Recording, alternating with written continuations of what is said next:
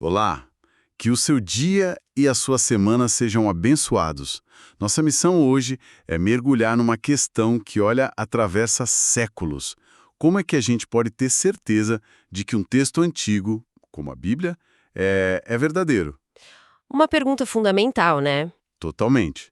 E para nos guiar, a gente vai descompactar a linha de raciocínio de um livro bem influente sobre o tema, Por que Crer na Bíblia, do John MacArthur. Aham. Ele se propõe a responder essa pergunta, sabe? Especialmente para nossa geração, que tende a se revoltar um pouco contra qualquer autoridade, né? Sim, essa ideia de que eu sou o capitão da minha alma. Ele aborda isso de frente. Exato. E a abordagem do autor é fascinante, porque ele constrói o caso assim, quase como um advogado num tribunal. Ele começa apresentando o que ele chama de provas racionais. Certo. Evidências que apelam para a lógica, para a verificação. A gente vai analisar essas 4 linhas de argumentação, que ele usa: experiência, ciência, arqueologia e profecia. E depois? E depois a gente mergulha na grande virada que ele propõe. Um argumento que, segundo ele, vai além da própria razão. Ok, vamos descompactar isso então. Começando por essa primeira linha de evidência, a mais pessoal de todas, eu acho, a experiência. Isso. O argumento central aqui parece ser que a Bíblia se prova pelo impacto que causa na vida das pessoas. É por aí. É exatamente esse o ponto de partida. A tese dele é que a Bíblia faz promessas e quando uma pessoa as aceita, ela experimenta o cumprimento dessas promessas. Certo. Ele cita, por exemplo, a promessa do perdão. Alguém que vive com o peso da culpa, ao crer nessa promessa, experimenta o que ele chama de uma libertação real desse fardo. A transformação é a evidência. Ele tem uma frase de efeito ótima para ilustrar isso, né? Quem é muito boa. Uma Bíblia que está caindo aos pedaços costuma pertencer a alguém que não está. É uma imagem poderosa. Muito. Mas, sendo um argumento baseado na experiência pessoal, ele não corre o risco de ser puramente subjetivo. Porque, afinal, pessoas de muitas outras crenças também relatam experiências transformadoras. Sim. E o que é fascinante aqui é como ele lida com essa objeção. Ele reconhece a subjetividade, claro, mas ele imediatamente amplia a escala do argumento. Como assim? Ele diz que não se trata de uma ou duas experiências isoladas, sabe? A afirmação é que milhões de pessoas, ao longo de 2000 anos, Uau! das mais diversas culturas, épocas, níveis de instrução, de estadistas a cientistas, Certo. testemunham exatamente o mesmo tipo de transformação. Ele transforma um argumento que começa no individual num argumento de peso coletivo, quase um fenômeno histórico. Entendi. Ele usa a consistência e a escala do testemunho para validar a experiência individual. Exatamente. É uma estratégia interessante.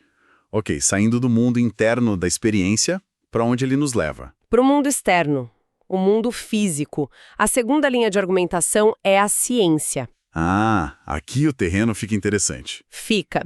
E ele faz uma ressalva importante, tá?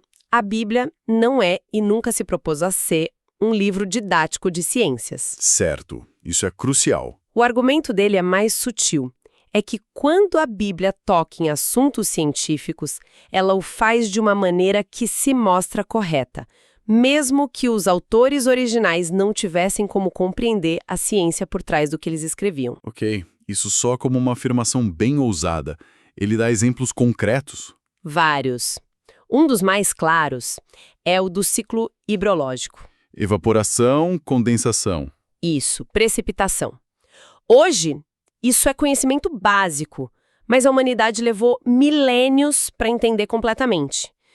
Aí ele aponta para um texto como Isaías 55:10, escrito há mais de 2.700 anos. O que diz o texto? Diz assim: assim como a chuva e a neve descem dos céus e não voltam para ele sem regarem a terra.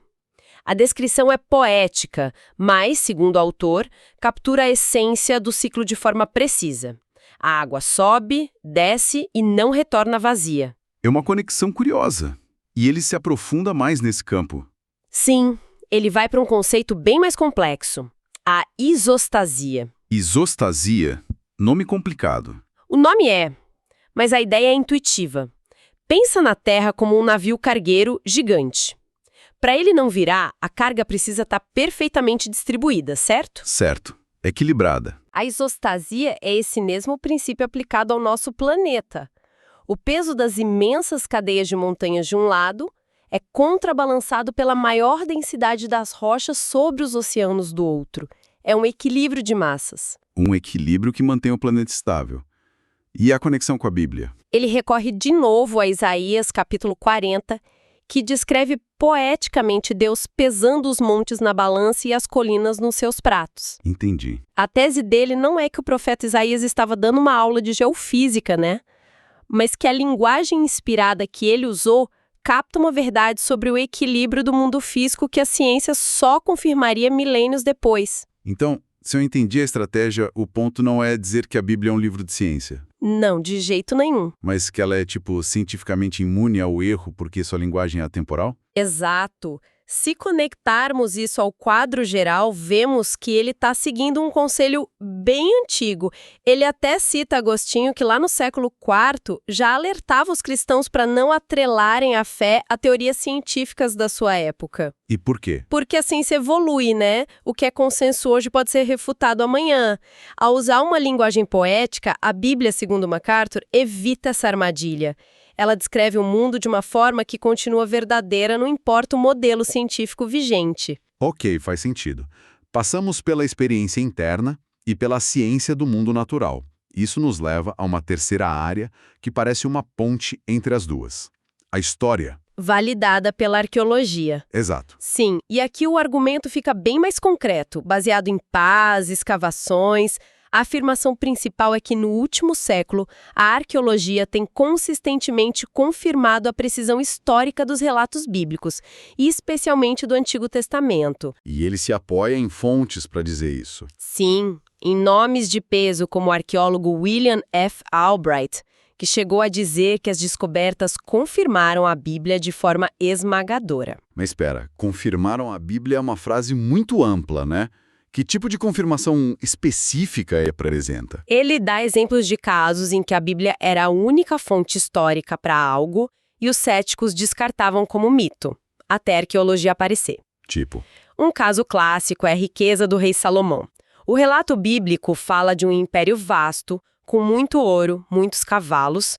Por muito tempo, os historiadores achavam isso um exagero mitológico. E o que a arqueologia encontrou? Primeiro, o arqueólogo Henry Breasted escavou em Megido, uma cidade estratégica, e encontrou estábulos enormes. Enormes quanto? Que podiam abrigar cerca de 400 cavalos, exatamente como a Bíblia descrevia.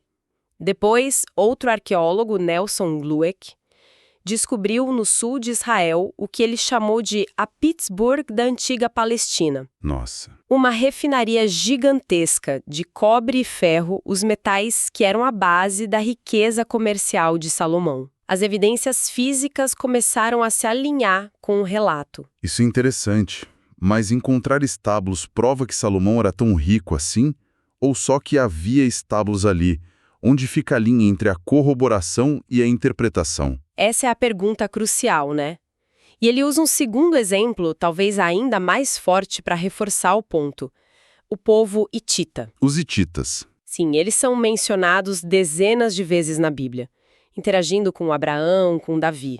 Mas até o começo do século XX, não havia uma única evidência da existência deles fora da Bíblia. Nenhuma. Nenhuma. Para os historiadores, eles eram um exemplo perfeito de um povo mítico inventado. Imagino que isso tenha mudado. Drasticamente. Em 1906, um arqueólogo, Hugh Winkler, escavando na Turquia, encontrou a capital do Império Hitita. A capital inteira. Não só a cidade, mas a biblioteca real, com mais de 10.000 tabletes de argila detalhando a história, as leis, a diplomacia deles.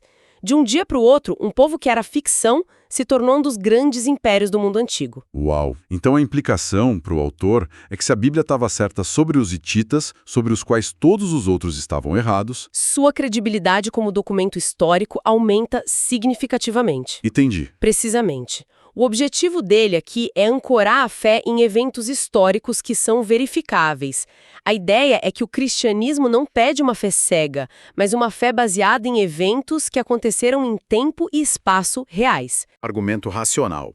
E o próprio autor diz que esse é talvez o mais forte de todos. As profecias cumpridas. Exato. Isso já entra num território quase sobrenatural, né? Totalmente. Aqui ele se apoia no trabalho de um cientista chamado Peter W. Stoner, que aplicou o princípio da probabilidade matemática a certas profecias. A ideia é calcular as chances de uma previsão detalhada se cumprir por puro acaso, é isso? Exatamente. E qual o caso de estudo que eles usam? O exemplo mais detalhado é a profecia sobre a destruição da cidade de Tiro, feita pelo profeta Ezequiel. Certo. E não é uma previsão genérica do tipo, Tiro vai cair. É uma lista de 7 eventos específicos. E alguns bem estranhos. 7 eventos. Vamos listar. Qual o primeiro? Ok, primeiro. Nabucodonosor, rei da Babilônia, atacaria a cidade. Certo. Segundo, outras nações se juntariam a ele na destruição. Terceiro, a cidade seria deixada plana como uma rocha nua. Plana como uma rocha. Quarto, se tornaria um lugar para pescadores secarem suas redes. Quinto e talvez o mais bizarro, as pedras, a madeira e até o pó da cidade seriam lançados no meio do mar. Nossa, essa de jogar o entulho no mar é incrivelmente específica. Muito. Sexto, outras cidades da região temeriam ao ver sua queda. E sétimo, a cidade antiga de Tiro jamais seria reconstruída no mesmo local. Uau! Ok. E qual é a matemática por trás disso? Qual a probabilidade de tudo isso acontecer? Os estudantes do Stoner analisaram cada uma das 7 previsões, atribuindo probabilidades bem conservadoras para cada uma. Por exemplo, qual a chance de um conquistador não só destruir uma cidade, mas literalmente jogar as ruínas dela no oceano? Mínima. Depois de calcular tudo, eles multiplicaram as probabilidades. O resultado foi uma chance em 400 milhões. Uma em 400 milhões. E o autor argumenta que a história confirma o cumprimento de todos os 7 pontos. Sim, ele detalha como um Nabucodonosor de fato cercou a cidade por 13 anos. Mas a parte mais impressionante veio 250 anos depois, com Alexandre o Grande. Alexandre. Os habitantes de Tiro tinham se refugiado numa ilha fortificada a quase 1 quilômetro da costa. E para alcançá-los, Alexandre fez algo inédito. Ele literalmente demoliu as ruínas da cidade antiga, as pedras, a madeira, o pó e jogou tudo no mar para construir uma ponte até a ilha. Ele fez a ponte com a cidade antiga. Exato. Deixou o local plano como uma rocha. E até hoje o local da antiga Tiro é usado por pescadores para consertar suas redes. A cidade moderna foi construída na ilha, não no local original. Então, o que tudo isso significa? A gente tem o testemunho da experiência, a precisão com a ciência, a confirmação da arqueologia e a probabilidade das profecias. Parece um caso bem robusto. E é exatamente nesse ponto, quando o leitor está convencido pela lógica, que o autor dá uma viravolta de 180 graus. Ele construiu essa fortaleza de argumentos tijolo por tijolo, e então ele meio que a derruba. Como assim? Ele cita outro teólogo, Martin Lloyd-Jones, e afirma que, apesar de todas essas evidências, a autoridade final das escrituras não repousa em nenhum argumento lógico. Peraí. A crença genuína, segundo ele, não pode ser alcançada só pela convicção intelectual. Uma pessoa pode concordar com tudo que a gente discutiu aqui e ainda assim não crer de verdade. Isso levanta uma questão importante. Se a lógica, a história e a ciência não são a prova definitiva, então o que é? A resposta dele nos leva do racional para o espiritual. A única prova final, na visão de MacArthur, é uma obra interna do Espírito Santo no coração e na mente da pessoa. Certo. Ele usa o texto de 1 Coríntios, capítulo 2, para explicar isso. Nesse texto, o apóstolo Paulo diz que a mensagem do Evangelho parece loucura para a sabedoria humana. Entendi. A sabedoria de Deus, segundo o argumento, simplesmente não pode ser descoberta pelos métodos humanos, seja o empirismo de ver para crer ou o racionalismo de entender para crer. Ele usa aquela analogia poderosa para isso do pulmão de aço, não é? Sim, é uma imagem forte. Ele compara a pessoa em seu estado natural a um paciente de pólio, preso num pulmão de aço, aquelas máquinas antigas. Sim, sei. Uma mente imóvel, incapaz de buscar a Deus por conta própria. A verdade divina precisa ser trazida de fora para dentro. E essa força externa é o Espírito Santo. Como ele descreve esse processo? Parecem haver etapas? Exato. Ele descreve um processo de 3 etapas, tá? A primeira é a revelação, Revelação. que significa simplesmente Deus desvelando o que estava oculto. O Espírito, como diz o texto, sonda as profundezas de Deus e torna esse conhecimento disponível. É a origem da informação. Ok, então a revelação é a informação divina. Qual o próximo passo? O segundo passo é a inspiração. Esse é o método de transmissão. Como a informação foi registrada? Isso. Como essa revelação foi registrada sem erros pelos autores humanos da Bíblia. Aqui ele aponta para a promessa de Jesus, em João 14, de que o Espírito Santo faria os apóstolos se lembrarem de tudo. Certo. O autor argumenta que essa promessa foi específica para eles, os futuros escritores.